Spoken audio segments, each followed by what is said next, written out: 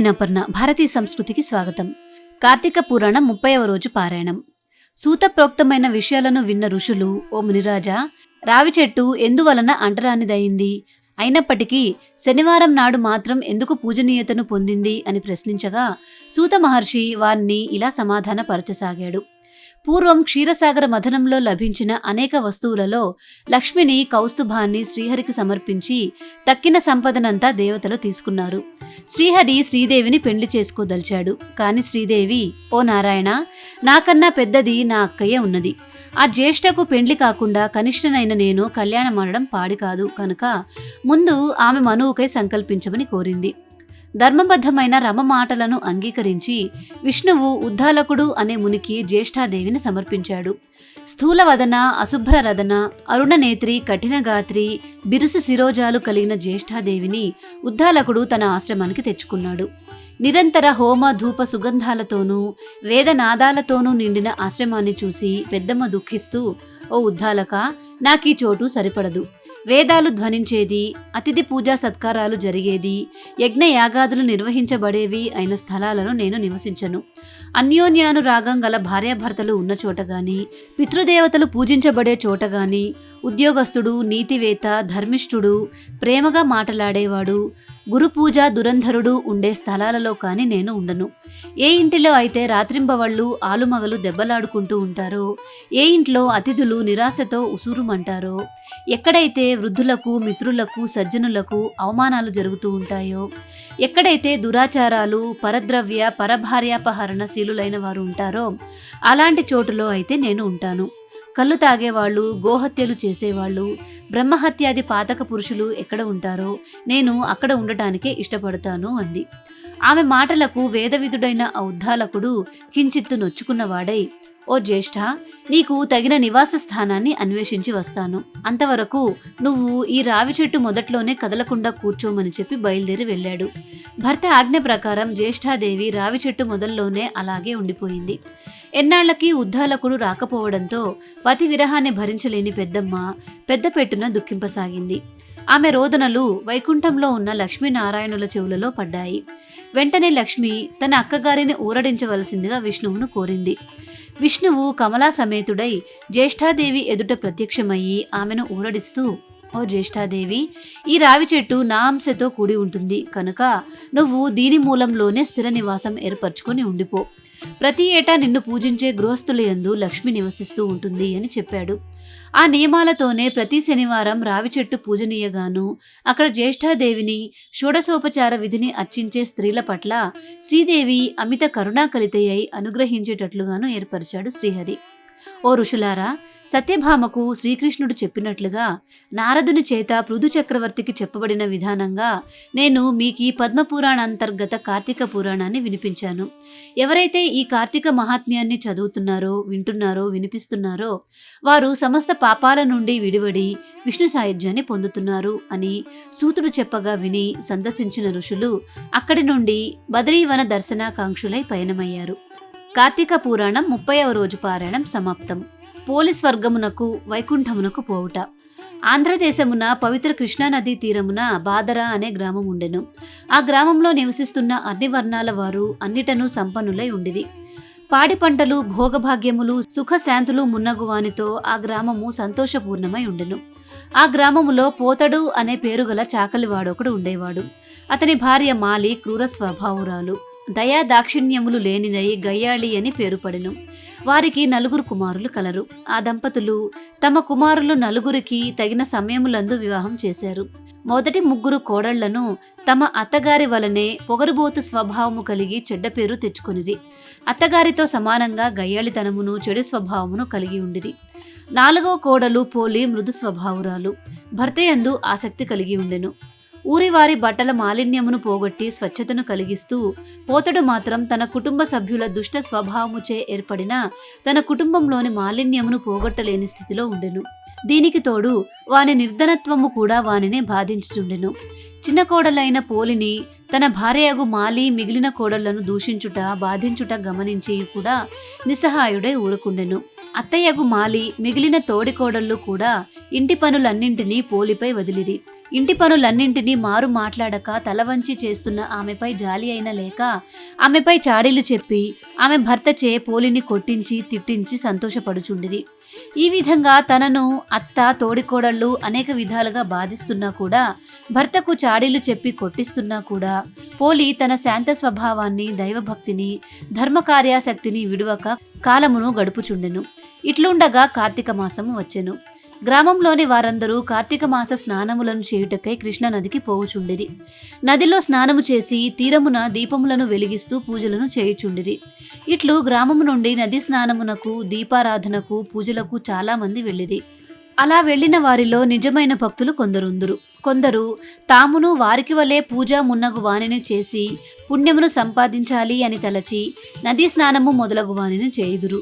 మరికొందరు తామును మిగిలిన వారి వలె చేయనిచో బాగుండదు అని వచ్చి మిగిలిన వారి వలె నదీ స్నానము మిగిలిన వానిని ఆచరింతురు. ఇట్టి వీరందరినీ చూసి వినోదించుటకై కూడా మరికొందరు నదీ స్నానము మొదలగు వానికి తయారవుదురు. పోలి అత్త మాలి, ఆమె కోడళ్ళు ముగ్గురు పోలిని ఇంటి వద్ద ఉంచి నదీ స్నానమునకు వెళ్ళిరి. ఇంటి పనిని, బాధ్యతను పోలికి అప్పగించిరి. నదీ స్నానమునకు పోయి స్నానము, దీపారాధన మున్నగు వానిని చేయనప్పుడు మాలి మున్నగు వారి దృష్టి దైవముపై, దైవ కార్యముపై లేదు. మనస్సును చేసే పనిపై నిలుపలేదు. భక్తి వారిలో మొదటి నుండి లేదు. స్నానము మొదలైన వానిని చేయుచున్నా కూడా పోలి ఇంటి వద్ద పాలను త్రాగుచున్నదేమో, పెరుగు వెన్న మొదలగు వానిని తినుచున్నదేమో, లేక వానిని అమ్ముకొని సొమ్ము చేసుకుని దాచుకున్నదేమో అని అనేక విధాలుగా తలచుకొనుచు, తమ తలపులను మాటలలో పక్కవారికి తెలుపుకొనుచు, తమ బుద్ధిని, మనసును పోలిని ఆడిపోసుకొనుటయందే నిలిపిరి. వారి శరీరములు, అవయవములు నదీ స్నానమును, దీపారాధనమును, దైవ దర్శనమును చేయుచున్నవి. వారు కేవలం పోలిని నిందించుటలో మాటలను నిలిపిరి. ఈ విధంగా కార్తీక మాసమును కృష్ణా తీరమున వారు గడిపిరి. వ్రతోద్యాపనకై మార్గశిర శుద్ధ పాడ్యమి నాడు కృష్ణా తీరమునకు చేరిరి. ఇక ఇంటనున్న పోలి నిస్సహాయురాలు. అత్తగారికి, తోడికోడళ్లకు సమాధానము కూడా చెప్పలేని స్థితిలో ఉంది. భర్త కూడా తన తల్లి మాటలను, వదినల పలుకులను వినుచు, నమ్ముచు తనను పట్టించుకోడు. నదీ స్నానము, దీపారాధన మున్నగు వానిని చేయవలసి ఉన్నను కూడా ఇంటి బాధ్యతకు బంధితురాలైన ఆమె తన భక్తిని, నదీ స్నానాదుల యందలి కోరికను, దైవ ధర్మకార్యాసక్తిని తనలోనే దాచుకొనెను. అత్తకు, తోడికోడళ్లకు సమాధానం చెప్పలేదు. అప్పుడు ఆమె నిస్సహాయ రీతిలో ఇంటి బాధ్యతలను, ఇంటి పనులను చేయుచు ఇంటిలోనే ఉన్నదై తన మనసులో ఇట్లనుకొనెను: దినరక్షణ గోవింద జనార్దన, నేనేమి చేయగలను? అశక్తురాలను, నిస్సహాయురాలను.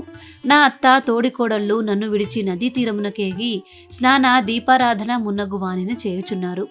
వారి వలె నాకును పుణ్యమును సంపాదించవలెను, భగవంతుని పూజించవలను అని ఉండునని భావింపకపోయిరి. నేనేమియును చేయలేకున్నాను. పవిత్ర నదీ స్నానము లేదు, స్ఫూర్తినిచ్చు దీపారాధన లేదు, మనసునకు ప్రశాంతతనిచ్చు దైవ దర్శనము, పూజ, పురాణ శ్రవణము ఏమీ లేవు. ఏమి చేయుదును? నాకెట్టి గతి కలుగునో కదా, నేనెంతటి దురదృష్టవంతురాలను అని ఆమె బహువిధాలుగా విచారించెను. మనసులో భగవంతుని ధ్యానించుచు పోలి తన పరిస్థితికి లోబడి ఇంటిలో కుండలో ఉన్న నీటితో స్నానమాచరించెను. చిరిగిన వస్త్రమును ధరించిన ఆమె తాను ధరించిన జీర్ణ వస్త్రము యొక్క అంచును చించి వత్తిగా చేసెను. దానిని ఒక పాత్రలో ఉంచి కవ్వమునకు అంటిన కొద్దిపాటి వెనను తీసి ఆ పాత్రయందుంచి దీపమును వెలిగించి, స్వామి పుండరీకాక్ష గోవింద, దయచూపుము, నేను అశక్తురాలను, నాపై అనుగ్రహము ఉంచుము అని పోలి ప్రార్థించెను. ఇలా దీనావస్థలో ఉన్న పోలిని వైకుంఠమున ఉన్న దయాసముద్రుడగు శ్రీ మహావిష్ణువు గమనించెను. ఆమెపై అనుగ్రహము కలిగెను. ద్వారపాలకుడైన సుశీలుడు అను వానిని చూసి, నీవు ఆమెను వెంటనే సగౌరవంగా బంగార విమానమునెక్కించి తీసుకుని రమ్మని ఆజ్ఞాపించెను.